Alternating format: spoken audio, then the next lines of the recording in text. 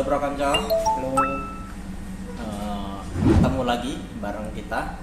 Hari ini saya kedatangan seorang rekan lagi nih. Dia namanya Denis. Kenapa aku ajak dia hari ini? Karena dia adalah salah satu penyintas dari COVID-19. Nah, kenapa sih aku tertarik banget buat denger cerita dari dia? Karena selama ini kan kita belum pernah tuh tahu bagaimana sih, apa sih yang pasien rasakan, orang yang pernah mengalami itu. Kita selama ini kan melihat dari kacamata kita. Nah, kita hari ini mau lihat dari kacamata dia itu seperti apa sih gitu ya. Nah, Denis, pertama sih dari mana sih kenanya? Kalau kenanya itu mau ditanya dari mana, ya saya juga nggak tahu. Karena hampir sama kayak pertanyaan kita kena DBD. Ditanya, kamu kena DBD dari mana? Kamu kena tipes dari mana? Nggak tahu, kita nggak tahu. Jadi bisa aja dari mana aja. Tapi ada suspeknya itu terpapar di rumah sakit. Karena kebetulan di bulan Maret itu pertengahan Maret saya sempat pergi ke rumah sakit untuk ngecek telinga sama ngecek darah. Nah, jadi ada kemungkinan kenanya terpaparnya di rumah sakit. Ketika ngecek telinga ya, itu. betul. Atau mungkin waktu cek darah. Karena saya cek darah karena sejak dari bulan Februari, pertengahan Februari saya sudah demam kambuh-kambuhan. Nah, yang saya takutkan waktu itu adalah apakah mungkin DBD saya kambuh atau malarianya saya kambuh atau tipesnya saya kambuh, karena saya sudah pernah mengalami tiga penyakit itu. DBD, malaria, ya, tipes.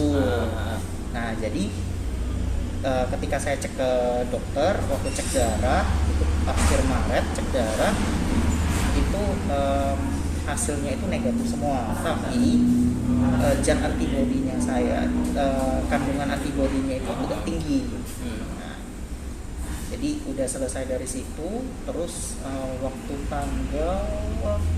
tanggal 7 April itu saya di rapid test di puskesmas.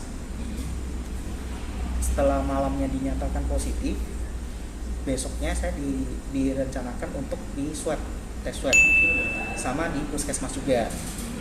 Nah, akhirnya setelah di swab tanggal 9-nya saya minta dirawat secara mandiri di rumah sakit Wisma Atlet. Oh gitu. Jadi kamu sendiri yang justru minta buat dirawat di sana ya? Iya, betul, karena kan saya tinggalnya di kos ya. Nah, jadi kalau di kamar kosan itu, walaupun memang itu kita tahu kehidupan orang di kosan itu kan soliter ya. Tapi kan tetap aja kita pasti ada kontak dengan orang lingkungan sekitar. Nah, saya tidak mau nantinya orang sekitar saya terkena. Jadi mending saya mengisolasi diri sendiri. Gitu. Nah, kemudian setelah masuk ke rumah sakit Wisma Atlet itu saya tidak ada gejala apapun.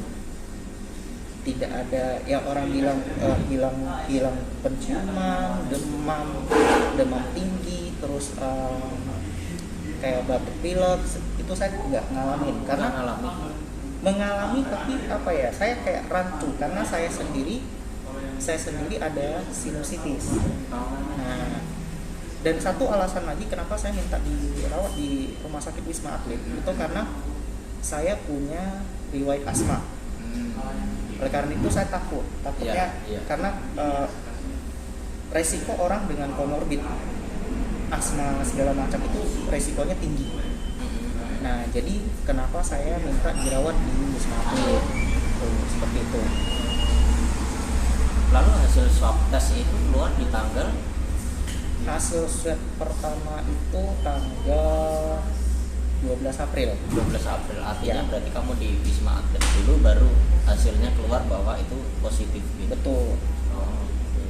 Nah, dan lalu selama saya di sana hanya di minggu pertama saya di sana, 4 hari saya di sana, saya tidak ada terapi obat apapun. Hanya paling ada ini dikasih antibiotik. Oh, antibiotik. Ya dikasih antibiotik, kemudian setelah 4 hari itu baru dikasih terapi kloroquine sama oseltamivir. Nah, itu obat antivirusnya. Nah tapi untuk kloroquine-nya saya hanya konsumsi selama 4 hari 18 butir kan ini. Nah, karena saya nggak cocok, karena semenjak konsumsi kloroquine itu kondisi tubuh saya jadi down, Oh, malah ngedrop. malah ngedrop.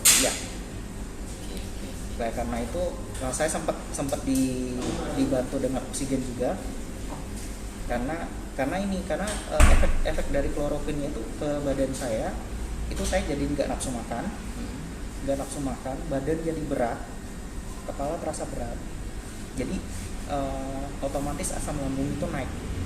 Nah asam lambung naik otomatis jadinya kayak sesak napas gitu. Nah itu yang menyebabkan kenapa saya minta dibantu dengan oksigen. Setelah itu setelah 18 butir saya minum, saya konsul dengan dokternya, saya minta untuk di stop. Dari dokternya bilang ya kita coba stop dulu katanya. Akhirnya setelah dihentikan konsumsi kloroquine-nya, perlahan-lahan itu mulai kembali pulih. Jadi memang sayanya nggak cocok, dan memang ada beberapa dari rekan-rekan yang di Wisma Atlet itu ada beberapa memang mereka juga nggak cocok dengan kloroquine, Mengeluhkan hal yang sama betul, juga ya. malah ada yang berhalusinasi, ada yang dia kayak susah tidur, insomnia, ada yang apa ya, yang efeknya tuh lebih parah dari saya gitu. Makanya bahkan kalau mereka itu dosisnya, mereka ada yang hanya 1 hari itu minum 4 butir aja. Kalau saya kan 1 hari minumnya 6 butir. Ya. Dan di situ ya termasuk banyak ya. Ada yang dari tenaga kesehatan juga, ada yang dari segala kalangan sih di situ. Yang dirawat di situ Ya, gitu betul. maksudnya. Oh, gitu. Kemudian swab tes yang kedua di tanggal Swab tes kedua itu tanggal 18 April. berarti 9 hari setelah masuk ya, atau 6 Ya, hari betul. setelah hasil tes pertama keluar ya. Iya. 18 April lalu hasilnya keluar di tanggal Itu hasilnya waktu itu tuh keluarnya tanggal 26 April. April. Ya, Positif itu atau negatif. Puji Tuhan negatif. Oh, udah negatif ya. Ya, Oke, makanya oke. Nah, saya menganggap itu tuh hadiah ulang tahun paling indah dari Tuhan. ulang tahun pas di tanggal itu. Saya ulang tahun tanggal 27. Wow. Jadi kebetulan tanggal 27 itu saya dibolehkan untuk diperbolehkan pulang. Jadi itu salah satu hadiah terindah dari Tuhan. Bisa pas banget ya. Ya. berarti kalau misalkan tanggal 9 dites, lalu tanggal tadi berapa, 18 ya, tes kedua, berarti harusnya di tanggal 18 itu kamu udah sembuh dong ya, Secara logika ya. secara logika ya. Berarti sebelum tanggal 9 udah Malah kemungkinan sewaktu saya masuk situ mungkin saya sudah sembuh. Mungkin. Karena ya benar-benar bisa tidak jadi ada. sih, bisa Ya. jadi ya. Karena ya nggak ada gejala apapun, nggak ada keluhan apapun, ya udah gitu. Cuma pas di tes tanggal 9 aja pas positif gitu ya. Betul. Tanggal 8. Oh, tanggal 8, sorry, tanggal 8, tanggal 9 kan kalau masuk sana ya. Tanggal 8 berarti antara tanggal 8 sampai 18 itu ya, di antara tanggal itulah sembuhnya ya. Kemudian baru keluar di tanggal 26 berarti. Ya. 18 ke 26 aja. 27 ya. Berarti 9 hari itu sebenarnya kamu di situ tuh dalam posisi yang udah sembuh sebenarnya ya. Dalam kondisi yang udah sembuh. Oh gitu. Itu karena dulu masih lama gitu, karena proses apa sih, labnya kurang atau bagaimana sih? Jadi yang setahu saya di Wisma Atlet itu semua spesimen tesnya itu dikirim ke Litbangkes. Nah, jadi dipusatkan di Balitbangkes Jakarta. Di Balitbangkes itu butuh waktu lama karena banyak sampel yang masuk ke situ. Dari semua rumah sakit rujukan itu masuknya ke sana waktu itu. Di Wisma Atlet sudah ada alatnya, PCR testnya.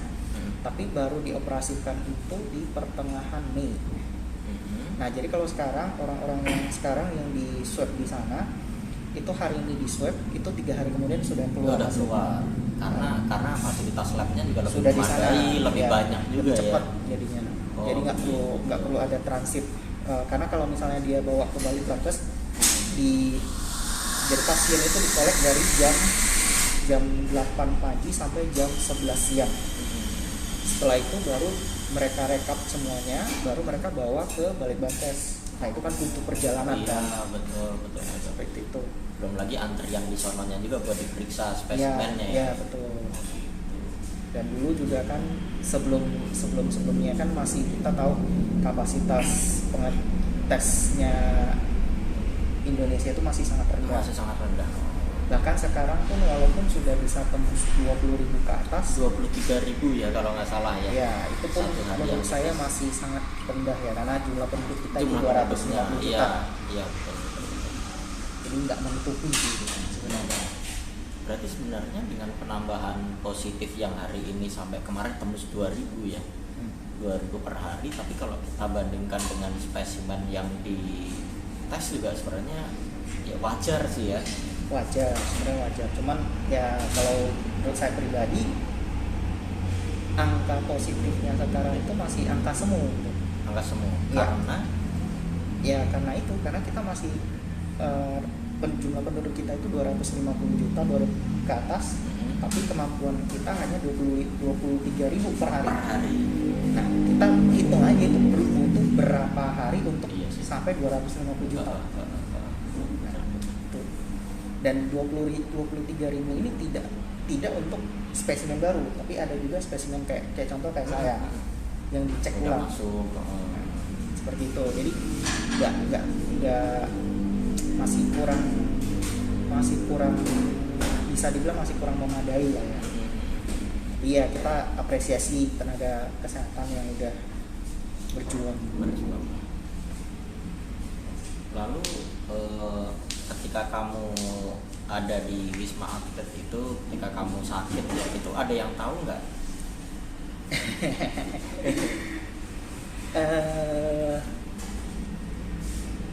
Jadi saya itu orangnya bukan tipe orang yang mau mengabarkan kabar buruk atau kabar sedih. Sehingga yang tahu waktu itu hanya pasangan saya, pacar saya, terus sama orang kantor. Kenapa orang kantor? Karena ya kita nggak mungkin dong absen sampai berhari-hari, jadi nggak ada kabar ya. Ya, jadi orang kantor tahu. Orang kantor tahu, pacar saya tahu, dan puji Tuhan di antara semua orang yang tahu itu tidak ada satupun yang terkena. Dalam artian ya cuma saya sendiri. Iya. Dan nggak ada dari pihak keluarga itu tidak ada yang tahu sama sekali. Mama saya juga, waktu mama saya telepon ketika saya di Wisma Atlet, saya nggak bilang saya di Wisma Atlet. Keluarga tinggal di Jakarta atau tinggal di mana? Di Jakarta ada paman saya, ada paman, ada bibi. Kalau mama saya orang tua masih di Pontianak, masih di Kalimantan. Tapi wajar sih ya, karena aku kan rantau juga ya. Aku rantau, orang tua aku masih di kampung juga, dan aku nggak mau kalau misalkan ada sesuatu yang aku bilang sesuatu yang buruk ya terjadi sama aku nggak ngabarin orang tua aku sama sih. Karena kenapa? Mending kabarin nanti kalau pas udah baik sudah aja sehat. deh. Ya. Gitu. Nah, beban kita akan bertambah ya, kita udah mikirin diri kita, orang tua kita juga kepikiran betapa stresnya orang tua kita nanti ya. Iya. Apalagi terlebih lagi kan saya tahu ya, mama saya tuh tipenya orangnya itu kalau sudah kepikiran, kebawa pikiran aja. Iya, malah justru jadi sakit. Apalagi mama juga memang sedang dalam pengobatan juga kan karena gula darah. Jadi Hmm. ya kalau misalnya saya kasih tahu nanti jadi kepikiran malah jadinya repot gitu. Jadi lebih baik saya diem, saya nggak ngasih tahu sampai sembuh. Betul sih. Ketika sembuh saya bilang saya sudah kena seperti ini, ya kan nggak perlu panik kok, Nggak perlu panik, karena sudah ya, sehat udah gitu sehat kok. apa yang harus dipaniki Iya, gitu betul, kan? betul, betul. Nah, gitu. Betul, keputusan yang bijak sih menurutku sih. Lalu aku masih ingat pas ceritamu itu, sebenarnya yang paling berat itu adalah beban moral karena kita Betul. beban mental ya, Sir. Beban Mental karena dan kita jauh psikis. dari orang-orang yang kita sayangi gitu. Sorry, saya minum ya. Iya boleh. Betulkah itu hal terberat atau masih ada hal-hal yang lain sih yang berat? Kalau beban itu mental dan psikis itu iya berat. Kenapa? Karena kita yang biasanya itu bisa bertemu dengan orang kita kasihi, yang orang yang kita sayang, terus biasanya yang kita istilahnya kalau mau makan ya kita tinggal keluar beli makan gitu kan. Nah ini sekarang karena kondisinya di sana itu kita nggak bisa keluar tanpa seizin dari perawatnya. Kita boleh keluar tapi hanya di lantai kita dirawat. Oh gitu. Nah, jadi nggak melulu di kamar terus terkungkung di kamar yang boleh keluar. Boleh kalau keluar satu tapi lantai. di satu lantai yang sama. Oh, oke. Nah kalau misalnya kita mau naik ke atas untuk berjemur atau mau turun ke lantai 16, waktu itu saya di lantai 24. 24. Jadi tempat berjemurnya itu ada di lantai 32, ruang terbukanya di lantai 32 dan lantai 16. Jadi kalau misalnya kita mau ke lantai tersebut, kita harus izin dulu sama perawat. Dan perawat juga ngasih izinnya itu hanya jam-jam tertentu. Jadi dari jam 8 pagi sampai jam 11 siang. Nah, selebihnya itu tidak boleh keluar dari lantai. Hanya boleh di lantai tersebut. Lalu kita juga boleh, sebenarnya kita bisa aja dari sana sudah dikasih makanan. Makanan sudah disediakan. Tapi kalau misalnya kita bosan, ya namanya kita makanan rumah sakit seenak apapun, Iya. senikmat apapun, tetap aja bosan ya. Iya bos. Jadi kita bisa beli online sebenarnya. Oh boleh. Boleh mesen dari GoFood, dari Grab. Oh. Dan selama di sana bisa dibilang saya 1,5 minggu terakhir saya di sana itu saya mesennya Grab terus. Grab. Iya sih, karena nggak tahu ya makanan sehat itu kok ya rasanya nggak enak gitu loh. Iya. Padahal di sana itu komponennya tuh benar-benar pasti bagus. bergizi dan pasti mencukupi kebutuhan Iya, kita lah. iya. Gitu. Tapi Karena di push di proteinnya itu. Ada proteinnya tiap hari itu pasti ada tempe, ada ikan, ada ayam. Nah jadi kalau ada orang yang bilang makanan di Wisma Atlet nggak layak, wah itu benar-benar keterlaluan sih.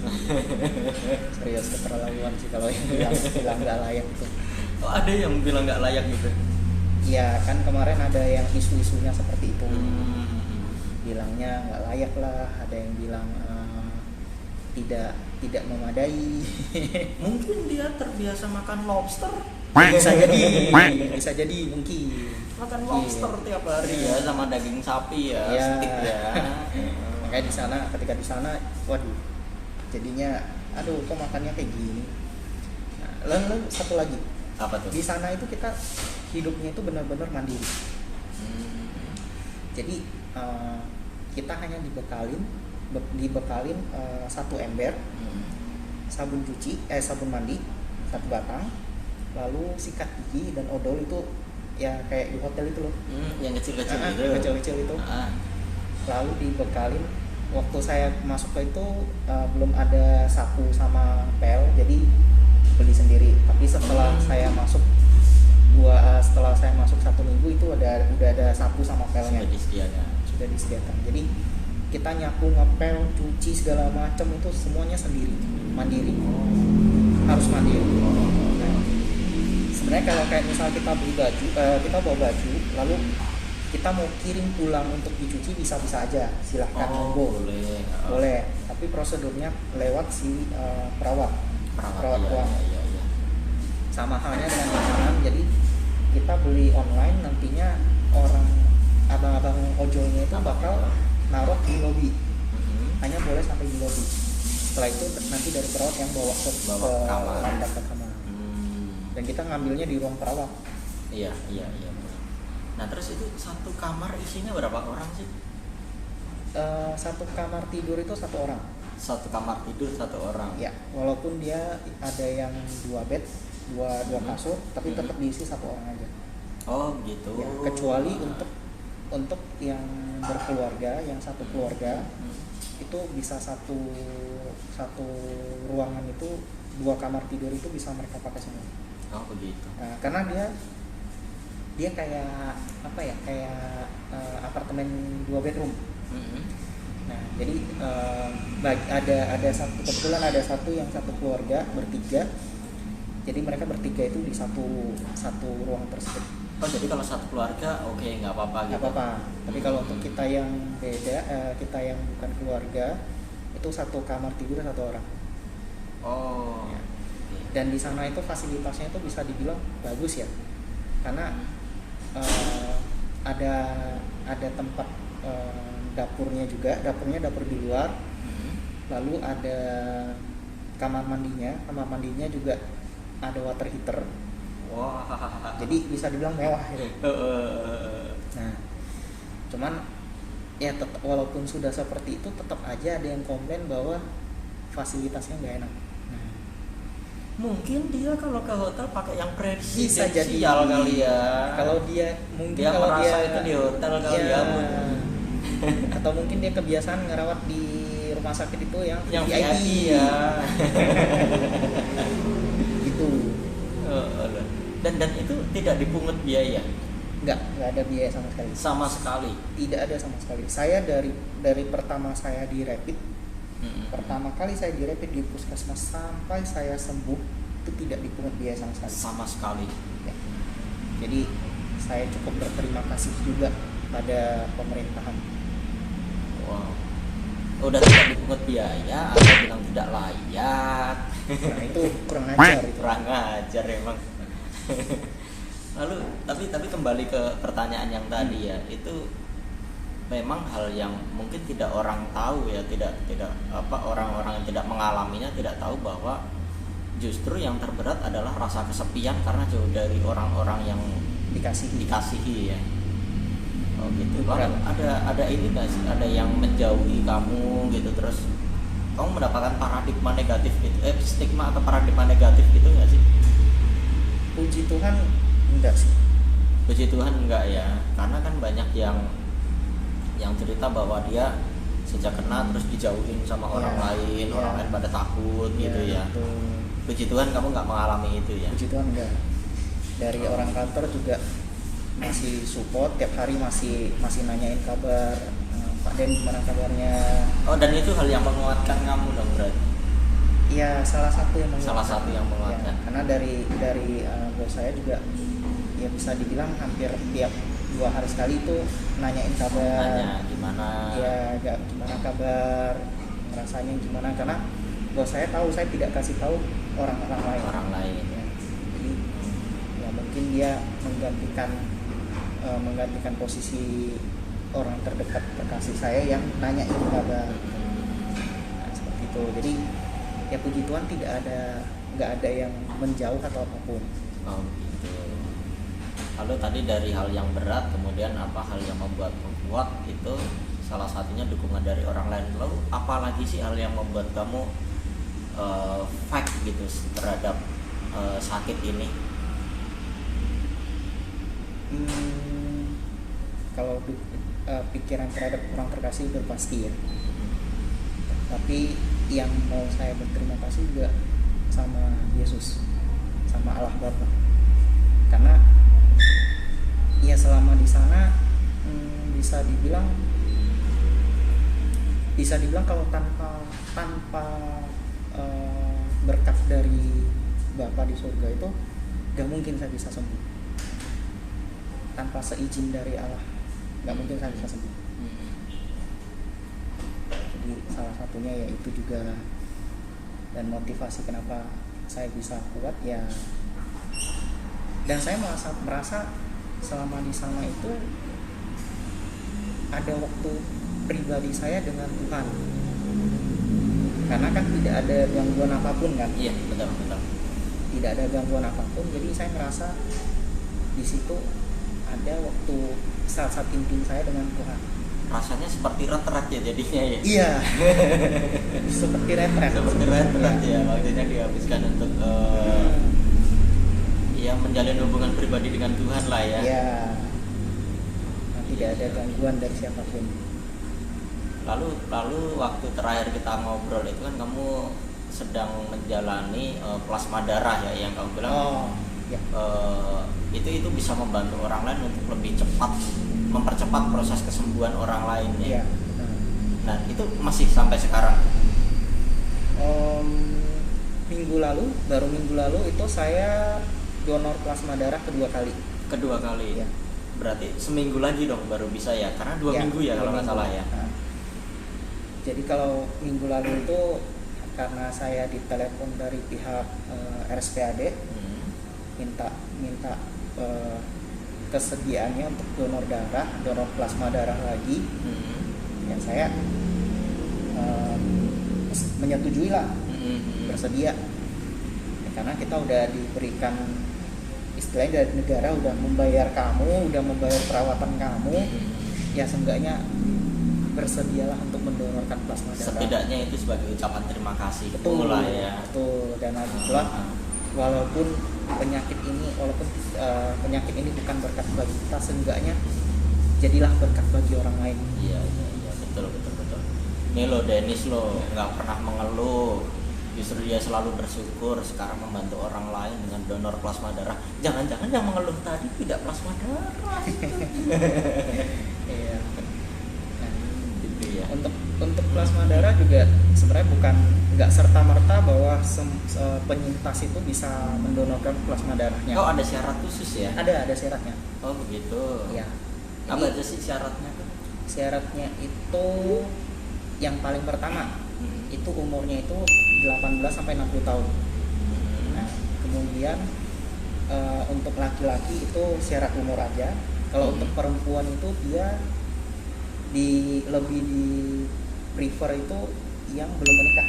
Yang belum menikah. Ya, masih nona. Jadi tidak boleh kalau wanita itu dia nggak boleh belum melahirkan dan belum pernah keguguran, belum pernah hamil. Oke. Jadi kalau untuk wanita itu syaratnya ada tambahan. Tapi kalau untuk pria itu yang penting umurnya batas umur itu 18 sampai 60 tahun. Nah, nanti setelah kita ke sana, kita kontak ke bagian UTD-nya, unit transfusi darah di RSPAD Gatot Subroto. Nantinya kita bakal di screening lagi. Nah, di screeningnya itu dicek kadar antibodi kita, titer antibodinya, apakah sudah terbentuk antibodinya atau belum. Nah, kalau misalnya sudah ada antibodinya, nanti dicek lagi, cek penyakit menular, jadi kayak HIV, sifilis, terus kayak penyakit menular lain. Nah, itu nanti dicek semua. Oh gitu. Nah, setelah hasilnya keluar bagus semua, baru kita nanti di swab. Oh, Nah, ada kita swab juga ya? Iya. Nah, syarat kita untuk mendonor juga sebelumnya kita harus sudah swab negatif 2 kali berturut-turut. Oh. Baru kita bisa melakukan screening tersebut. Nah, ketika nanti kita udah lewat tahap screening awalnya, kita akan di swab lagi tuh. Nah, setelah di swab, kalau hasilnya keluarnya negatif, baru kita besokannya atau kapan besokannya atau 2 hari kemudian kita bisa jadwalkan untuk ambil donor plasma darah. Oh, oke. Seperti itu. Berarti kalau misalkan minggu depan kamu mau plasma darah lagi nih, berarti ini dalam waktu dekat ini kamu akan swab test lagi? Ya, biasanya itu 1 hari atau 2 hari sebelum kita transfusi plasma darah. Oh gitu. Dan kamu ada kenapa tadi kan karena itu kan sebagai ucapan syukur lah ya, ucapan terima kasih dan saya bisa membantu orang. Rencanamu kamu mau sampai berapa kali? atau sampai ya selama aku bisa aku akan donorin terus gitu. Ya selama sesanggupnya aku sih, sesanggupnya, karena kalau menurut saya nggak ada ruginya juga gitu.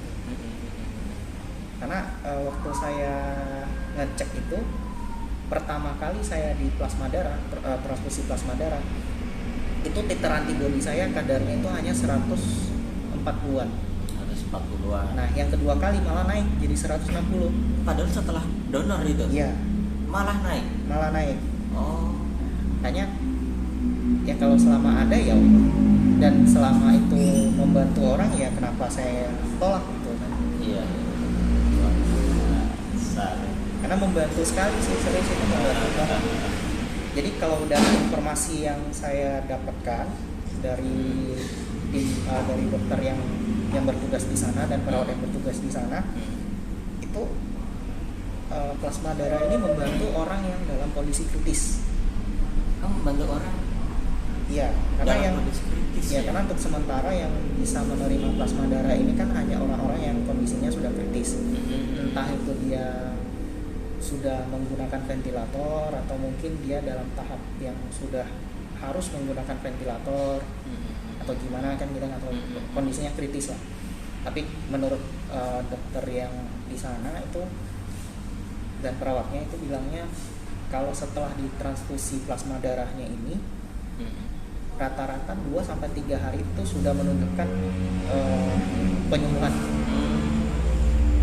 Dan biasanya itu dalam waktu 7 hari mereka sudah keluar dari ruangan ICU. Jadi itu sangat membantu sekali. Oh gitu. Ya. Jadi kalau misalnya kita mau lihat dari sisi coronanya, virusnya sendiri, satu orang bisa menyebarkan ke banyak orang lain. Ya. Tapi kalau kita lihat dari sisi plasma darahnya ini, satu orang bisa membantu banyak orang lain ya. Iya, karena kayak satu orang itu bisa diambil 600 cc plasma Itu darah. untuk Plasma darahnya. Nah, sedangkan satu pasien itu membutuhkan 300 cc. jadi 600 cc bisa satu untuk dua orang orang. sekali donor bisa membantu 2 orang. Ya. Dan waktu kita donor itu nggak diwajibkan untuk mengambil 600. Sekuatnya gitu ya. Seikhlasnya kita. Seikhlasnya. Tidak Cuman, ada paksaan ya. ya. Cuma seenggaknya ya ngasih lah itu 300 cc lah, minimal untuk satu orang gitu loh. Tapi dikasih kebebasan kita mau ngasih berapa. Namanya donor kan, Betul. dipaksa gitu loh. Betul. Jadi Lebih ke kerelaan hati. Iya, lah ya. kerelaan, kesediaan, dan tidak semua penyintas itu mau mendonorkan plasma darah juga. Karena ya itu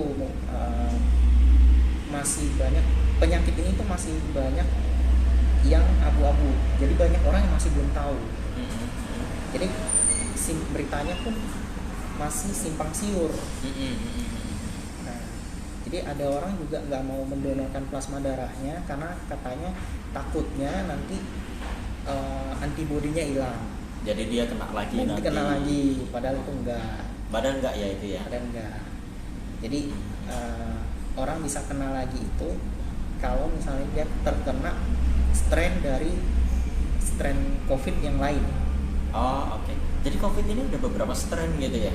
Kalau menurut artikel itu dan menurut dokter itu katanya yang sekarang diketahui itu ada 4 strain. 4 strain. Nah, jadi kalau misalnya udah kena strain yang A, kalau misalnya kita udah sembuh, otomatis antibodi untuk strain A ini udah ada. Nah, tapi kalau misalnya kita terinfeksi sama strain yang B, itu kena lagi. Ya. Untuk proses penyembuhannya memakan waktu 2 minggu juga nggak? Sama. 2 minggu juga ya sekitar itu. Semampunya tubuh kita untuk melawan. Semampunya tubuh melawan. Oh gitu.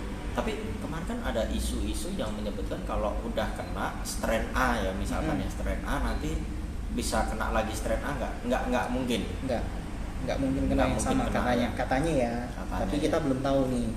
Karena kan kita saya juga masih awam kan. Tapi katanya itu nggak mungkin kena lagi yang strain yang sama. Cuman kalau misalnya kembali positif, dia juga tidak menularkan ke orang lain. Oh. menurut oke. kabarnya seperti itu. Tapi Tapi ya itu ya kita harus tanyakan ke yang ya lebih. lebih menunggu hasil penelitian.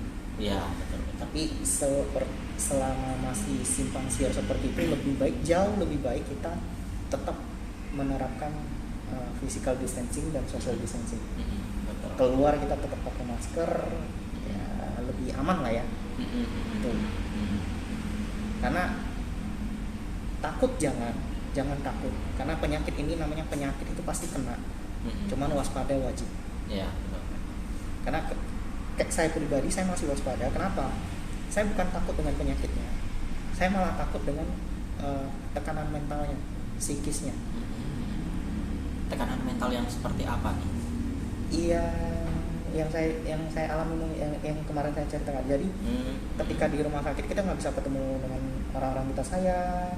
Oh iya. Beban mental, jadi tekanan kita stres gitu kan. Iya. Karena di sana juga di Wisma Atlet juga minggu-minggu terakhir saya di sana itu karena mungkin banyak orang yang mengeluhkan beban mental, jadi juga disediakan dokter psikolog, ada psikolog. Oh, sampai ada psikolognya ya. Ada psikolog. Karena memang disadari bahwa ya mental dan psikis ini yang ikut terserang gitu ya.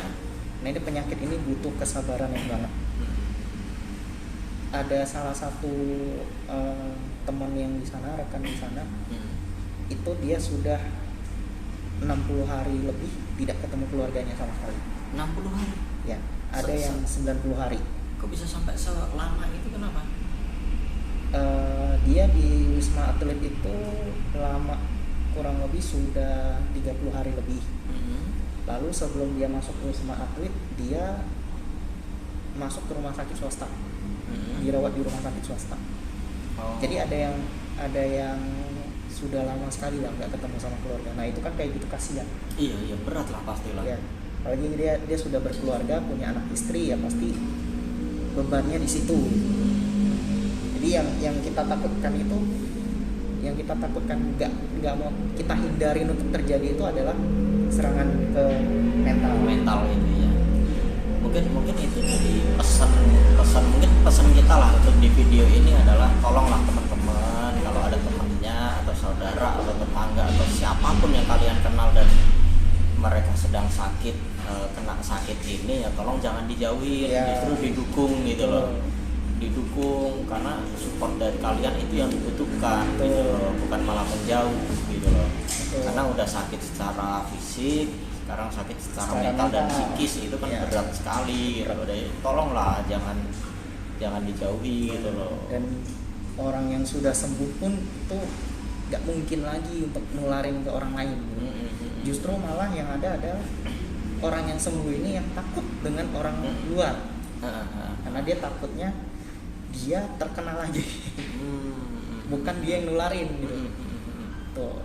Itu juga sebenarnya ini cerita di balik layar ya ini ya. Jadi ketika kemarin aku upload video yang sama Melisa, kemudian banyak orang yang bertanya juga kan, kemudian saya bilang besok bisa nggak kalau lu ini ngajak orang yang pernah kena, lu ada kenalan nggak sih gitu kan. Aku bilang ya ada, justru aku mau ngajak sih, memang udah ada rencana. Terus ada yang nanya, oh iya, lu nggak takut ketularan? Saya bilang, loh justru aku malah merasa aman kalau dia udah pernah kena. Kenapa? Karena dia nggak bakal nularin. Kalau orang belum kena, malah aku bisa was-was dong. Bisa jadi dia masih OTG, aku ketularan dari dia gitu. Gitu sih. Jadi ketika aku makanya kalau pas ketemu kamu gini kan ya udah, malah aku nyaman gitu loh, gitu. Apalagi kamu mendapat insight baru juga dan kamu cerita-cerita yang baru gitu. Itu sih. Ya mungkin ini pesan kita untuk di video ini aja lah ya. Jadi pesan untuk teman-teman, mungkin ada nggak pesan dari kamu buat yang masih sakit mungkin? Kalau untuk masih sakit ya semoga cepat sembuh, tetap semangat. Karena jangan sampai down atau stres, karena untuk melawan penyakit COVID ini kita diharuskan untuk punya mental yang baik, kesabaran yang tinggi, dan dukungan moral itu penting. Dan bagi teman-teman rekan-rekan penyintas yang sudah sembuh, yang sekiranya masuk kriteria sebagai pendonor plasma, ya mohon dibantulah donorkan plasma darahnya, karena donor plasma darah dari kita itu sangat berguna bagi orang lain. Seperti itu sih. Lalu ya sorry lanjut. Nggak apa-apa, lanjut. Sorry, aku mau nanya, untuk rekan penyintas kan banyak yang takut gitu ya, banyak yang takut, bahkan kamu bilang tolonglah dibantu itu. Berapa persen sih dari penyintas yang sudah mau donor plasma darah itu? Kalau saya sih nggak tahu berapa banyak, cuman dari grupnya alumni lantai saya itu, setahu saya itu baru ada 3 orang dari total itu 30-an. 30 artinya Ya. 10%. Iya. 10% tapi di grupmu ya. Ya, Kan? tapi saya nggak tahu itu apakah ada yang, karena yang baru mengungkapkan bahwa dia sudah mendonor itu termasuk saya baru 3 orang. Baru 3 orang. Bisa jadi memang ada yang donor tapi diam-diam. Ya, bisa jadi, gitu ya. bisa jadi yang saya tidak ketahui. Kita positif thinking Ya. lah ya. Oke. Lalu pesan untuk itu yang masih sehat nih, yang belum pernah kena, ada nggak pesan? Yang belum pernah kena ya tetap jaga diri lah ya, jaga diri, hindari kerumunan. Kalau sebisa mungkin itu ya jangan pergi ke kerumunan lah, karena kita nggak tahu itu orang itu sekarang itu yang berbahaya itu OTG ya. Ya, itu Sama yang seperti berbahaya. kamu tadi aja nggak tahu kok kenanya dari Iya, mana betul, gitu ya. betul. Jadi ya hindarilah keramaian, terus jaga kesehatan diri, pakai masker, cuci tangan, kalau habis pulang dari mana-mana langsung mandi, bersihkan badan semuanya. Ya memang mungkin membutuhkan tenaga ekstra ya, tapi jagalah diri. Oke, mungkin itu aja lah perbincangan kita di hari ini. Thank you banget Dennis untuk cerita-ceritanya, insight-insight yang baru, kacamata yang baru, cerita-cerita dari kamu yang begitu inspiratif kalau buat aku sih, karena memberikan pandangan yang baru untuk kami yang belum pernah mengalaminya juga gitu. Ya, thank you banget Dennis. Semoga, terima kasih juga Dennis untuk selalu mau bersedia untuk donor plasma darah, meskipun aku nggak ada keluarga yang merasakan dari plasma darahmu, tapi aku mewakili untuk negara ini, untuk semua orang mewakili. Terima kasih sekali Dennis, dan semoga makin banyak rekan-rekan penyintas yang lain yang mau ikut seperti Dennis plasma darah, dan yuk kita perangi wabah ini bersama-sama. Oke, thank you banget ya Dennis ya. Thank you banget. Oke, Pro Konco, kita sudahi. Terima kasih sudah mengikuti perbincangan kita di hari ini. Kita jumpa lagi di episode-episode berikutnya. Dengan siapa kita akan berbincang, tunggu saja. Bye bye.